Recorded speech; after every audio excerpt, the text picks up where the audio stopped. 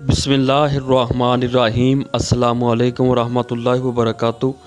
नाज़रीन ग्रामी, आइए जानते हैं कुत्ते की तख्लीक और पैदाइश कैसे हुई, कुत्ता ज़मीन पर कब और कैसे आया। मज़ीद आगे बढ़ने से पहले आप हमारे चैनल को सब्सक्राइब कर लें और साथ लगे बेल आइकन के निशान को प्रेस कर दीजिए ताकि आने वाली वीडियो के नोटिफिकेशन आपको बर वक्त मिल सके। कदीम सहाफ़ में लिखा है कि जब अल्लाह ताला ने फ़रिश्तों को हुक्म दिया कि वो आदम अलैहिस्सलाम को सजदा करें, लेकिन शैतान वहाँ खड़ा रहा और अपने गरूर और तकब्बुर की वजह से हज़रत आदम अलैहिस्सलाम के पेट पर थूक दिया। बाद अज़ां अल्लाह ताला ने हज़रत जिब्रील अलैहिस्सलाम को थूक वाली मिट्टी निकालने का हुक्म दिया। हज़रत जिब्रील अलैहिस्सलाम ने जब ये मिट्टी निकाली तो हज़रत आदम अलैहिस्सलाम के पेट पर एक छोटा सा सुराख बन गया और यह सुराख नाफ की शक्ल में आज भी हमारे पेट पर मौजूद है। फिर अल्लाह ताला अज़्ज़ा व जल ने नाफ की मिट्टी से कुत्ते को पैदा किया। कदीम सहीफ़ों की रोशनी में कुत्ते में दो खसाइस होते हैं और ये दो खसलतें इसलिए हैं कि ये इंसान से मोहब्बत करता है, वफ़ादारी करता है, क्योंकि ये इंसान की मिट्टी से बना था, और ये इंसान पर भौंकता भी है क्योंकि इसमें शैतान का थूक भी शामिल है। कुत्ता एक ऐसी वक्त मखलूक है जो शैतान को भी देख सकती है। इसीलिए रात के अंधेरे में जब शयातीन वगैरह आसमान से उतरते हैं तो ये कुत्ते उन्हें देखकर खौफनाक आवाज़ें निकालते हैं।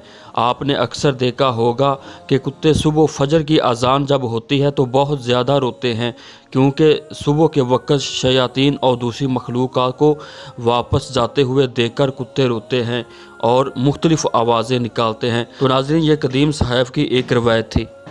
दूसरी रवायत के मुताबिक, जिसके रावी हज़रत मौला अली अलैहिस्सलाम है, एक दिन हज़रत अली रज़ी अल्लाह ताला अन्हो ने नबी करीम सल्लल्लाहु अलैहि वसल्लम से पूछा कि या रसूलल्लाह सल्लल्लाहु अलैहि वसल्लम, कुत्ते को क्यों और कैसे पैदा किया गया? तो नबी करीम सल्लल्लाहु अलैहि वसल्लम ने फरमाया कि ए अली, जब हज़रत आदम अलैहिस्सलाम और हज़रत अम्मा हव्वा अलैहिस्सलाम जन्नत से ज़मीन पर तशरीफ़ लेकर आए तो उन दोनों पर कपकपी तारी थी, यानी दोनों कांप रहे थे।